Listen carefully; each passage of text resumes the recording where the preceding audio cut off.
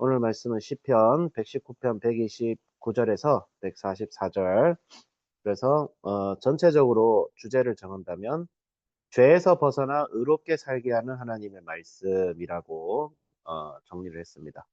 그래서 시편 119편은 항상 이제 22단락으로 이루어져 있다. 이렇게 보시면 될 것 같아요. 저자가 알파벳 순서대로 했기 때문에. 그래서 아주 긴 삼행시라고 보면 돼. 삼행시. 예.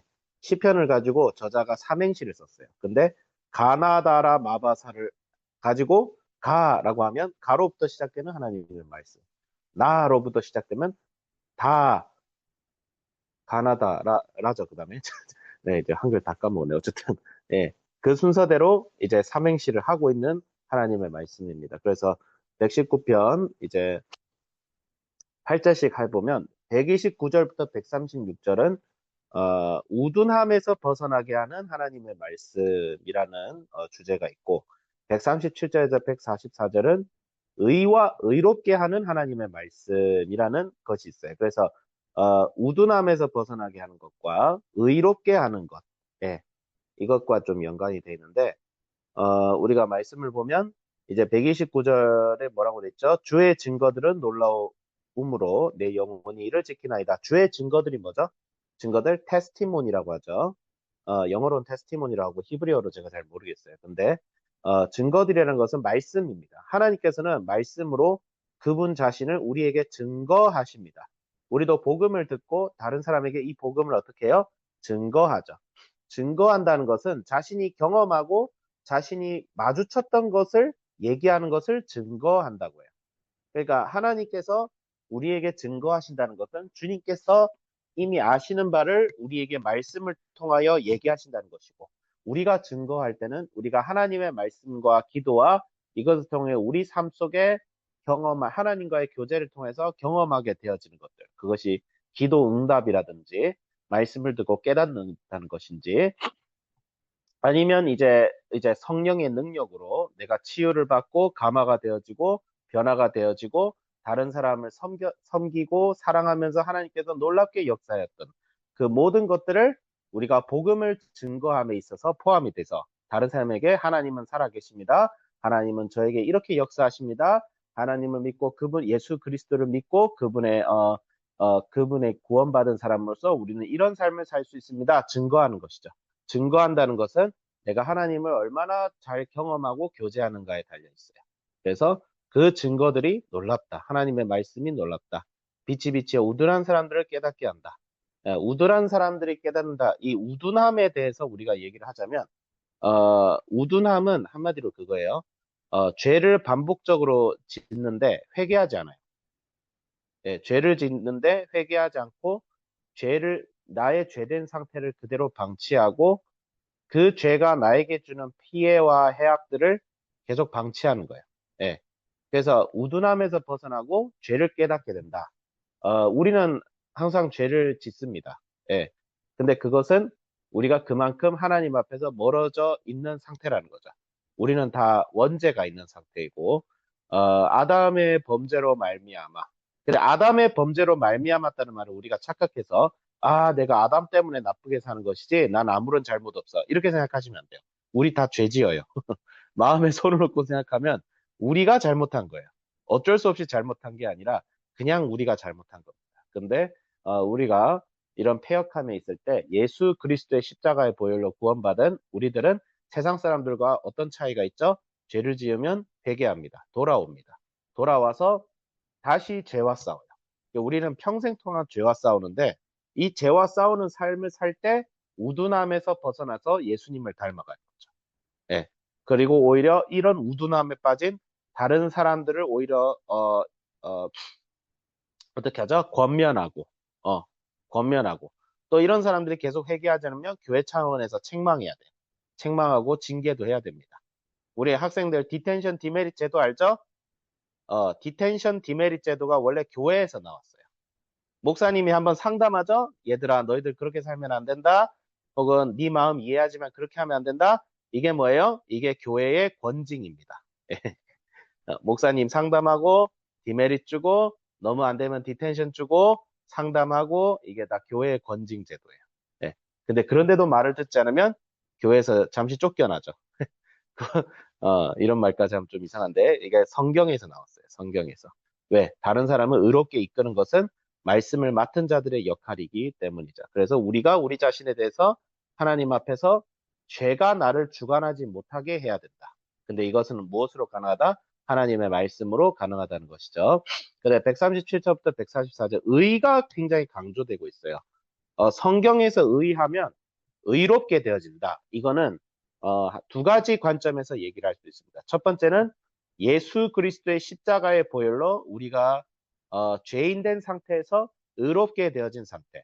우리는 우리의 행함으로 의롭게 될 수가 없어요. 우리의 행함으로 의롭게 될 수 있다는 것은 다른 종교에서 하는 얘기예요. 불교에서도 그런 얘기하고 이제 뭐 이슬람에서도 그런 얘기를 하고, 우리가 하나님 앞에 혹은 어떤 이 세상의 어떤 도덕적인 무언가에 순종할 때에 우리가 의롭게 되어진다. 예, 그래서 불교에서는 해탈이라고 하죠. 깨달음을 얻게 되는 것이고, 또 뭐 이슬람에서도 뭐 그런 비슷한 것이 있어요.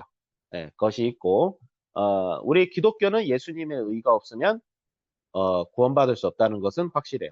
근데 그 안에서도 그래도 우리가 조금 행위를 해줘야 예수님이 우리를 좀 이뻐하지 않을까라고 가르치는 곳은 카톨릭이에요. 예. 예수님의 의가 필요한데, 야, 그래도 우리가 좀 정성을 좀 보여야, 좀 구원받을 수 있지 않겠냐? 이게 천주교예요. 근데 우리는 오직 하나님의 말씀에 근거해서 우리가 하나님을 기뻐하게 할 수 없다. 철저하게 못 박았죠. 우리는 엄청난 죄인이라서 우리는 백날, 천날 아무리 뒤죽박죽 해봤자 우리의 행위로는 하나님을 기쁘게 할 수 없다. 하나님께서 우리를 먼저 기뻐하셨기 때문에. 그게 마치 뭐와 같아요? 자녀가 이제 엄마가 엄마 일을 돕겠다고 설거지를 했는데 그릇을 다 깼어. 그래서 엄마 도와줄게 하는데 그릇 다 깼어요. 그 행위로 엄마를 기쁘게 하진 않아요. 하지만 엄마는 그 아이의 마음을 보고 기뻐하죠. 예, 그와 같은 원리예요. 카톨릭은 그래도 우리가 설거지를 좀 해드려야 된다. 우리가 좀 그래도 한두 개는 좀 깨끗하게 할 수 있지 않겠냐? 그렇게 얘기를 합니다. 예, 귀엽죠. 옛날에는 뭐 싸웠지만 어, 지금은 조금 그래도 그것도 마음은 좋은 것 같아요. 근데 우리는 오직 하나님의 은혜로만, 예수님의 십자가로만 구원을 받을 수 있어요. 다른 거 없습니다. 그리고 구원받은 이후에 예수님께서 우리를 이제 인도하셔서 어떻게 하세요? 우리가 이제 하나님을 사랑하고 이웃을 사랑하고 그리고 하나님의 말씀대로 살게 하는 성화의 의가 있어요.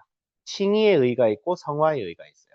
성화의 의조차도 예수님의 전적인 은혜입니다. 우리가 하나님 말씀대로 살게 하시는 그런 은혜조차도 예수님께서 우리를 이끄셔서 우리 하여금 말씀에 순종하게 해요. 그래서 우리가 구원받은 백성이라는 것이 명확하게 나타나는 증거 중 하나가 바로 말씀에 순종하는 것입니다. 말씀에. 예, 말씀에 순종합니다. 말씀에 순종한다는 것은 구체적으로 두 가지로 드러납니다. 하나님을 사랑하고 이웃을 사랑합니다. 예, 이웃 사랑하신가요? 여기서의 이웃 사랑은 사랑할 만해서 사랑하는 게 아닙니다. 사랑하고 싶지 않은 사람조차도 사랑하게 하는 능력이 우리 안에 부어지는 것이 이웃 사랑이에요. 예. 그래서 이웃 사랑은 때로는 우리한테 참 심각한 과제를 줘요. 왜냐하면 우리는 이웃을 본질적으로 별로 사랑하지 않습니다. 그냥 친한 사람들 도와주고 나랑 마음이 맞으면 같이 다니고 이게 사실 우리 사회 인간관계의 모습이잖아요, 사실. 그래서 끼리끼리 다니고. 근데 복음은 이 모든 걸 깨뜨립니다. 서로 맞지 않는 사람들과 화해하게 하고 하나 되게 하고 그래서 이웃을 사랑한다는 것은 나의 개인주의적인 삶에서 이제 공동체적인 삶으로 점점 형성해 가요. 교회를 이루게 되고 교회 안에서는 어떤 차별과 어떤 혐오와 어떤 구별 짓고 당 짓고 나는 이런 스타일을 좋아해 너는 저런 스타일을 좋아해 그런 것 없이 복음 안에서 하나 되는 것이죠. 그래서 그런 하나님의 의가 그런 하나님의 의로움이 우리의 삶 속에 구체적으로 드러나게 돼 있어요. 그래서 야고보서에서 뭐라고 했죠? 행함이 없는 믿음은 죽은 것이다. 예수 그리스도를 믿는 자는 말씀에 순종하는 삶에 드러나게 돼 있어요. 왜 그러냐면 우리가 의로워서가 아니고 예수님의 그 십자가의 보혈이 우리의 삶에도 영향을 미치기 때문이죠. 네. 그래서 말씀은 우리를 이 말씀과 기도와 그 다음에 또 뭐가 있죠? 예배 정말 중요합니다. 예. 우리의 신앙은 절대 개인적으로만 할 수 있는 게 아니에요. 반드시 예수님을 믿고 사랑하는 사람들이 모여서 같이 예배를 드리고 기도하는 것은 굉장히 중요해요. 오늘 교회의 가장 큰 비극은 교회에 예수를 믿는 사람들 중에 우리 개신교회 한정에서 봅니다. 가톨릭은 좀 제외하고 개신교회 한정에서 보면 성도님들 중에 절반 이상은 가나안 성도라고 했죠. 교회를 나가지 않고. 우리 한비전 성도님들은 우리 주사랑교회 성도님들은 다르죠. 우리 이렇게 매일 성경하고 있으니까 가나안 성도가 아니긴 하신데, 일단 가나안 성도들이 많아요. 개인적으로 신앙생활 하면 된다. 근데 예수님을 믿고 살아가는 사람들은 공동체적인 신앙생활을 합니다. 그 말은 단순히 교회 일주일에 한번 출석한다? 그게 아니죠. 교회에 모여서 같이 기도하고, 같이 떡을 떼고, 서로가 서로를 격려하고, 서로가 서로를 위해서 기도하고, 때로는 물질적인 도움까지. 그래서 시민법적인 참여까지 이어지게 돼 있어요. 그래서 교회 안에 가난한 자가 있으면 교회가 도와야 됩니다. 교회 안에 경제적으로 힘든 사람이 있으면 교회가 도와야 됩니다. 국가도 도와야 되겠지만, 국가가 도와야지만, 국가 정책 가지고 뭐 보수다 진보다 이거 하기 전에 교회가 먼저 도와야 돼요. 교회가. 예, 교회가 먼저 돕고, 과부 명단을 만들고, 집사가 사실 그런 역할을 감당하죠.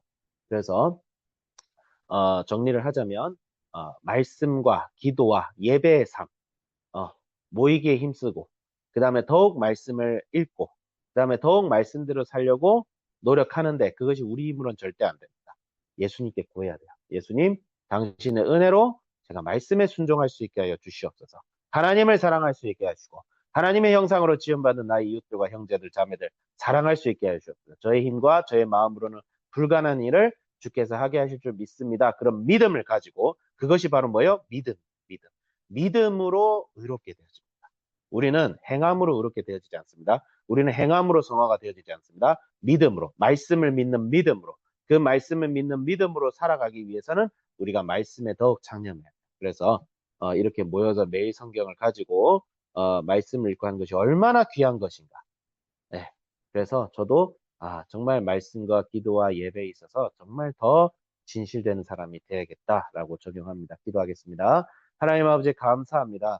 하나님의 말씀은 우리를 완전하게 하고 하나님의 말씀은 우리를 지혜롭게 하고 하나님의 말씀은 우리는 주를 닮아가게 하고 이웃을 사랑하게 합니다. 주님 저희들이 너무나 아직도 부족하고 어쩌면 우둔할지도 모릅니다. 주여 불쌍하게 여겨주시고 저희들을 구원하여 주시고 저희들을 붙잡아 주시고 예수님의 십자가로 우리가 구원받았듯이 우리가 우리 이전의 삶에서부터 벗어나는 역사 일어나게 하여 주시옵소서. 감사드리면 예수 그리스도의 이름으로 기도드립니다. 아멘.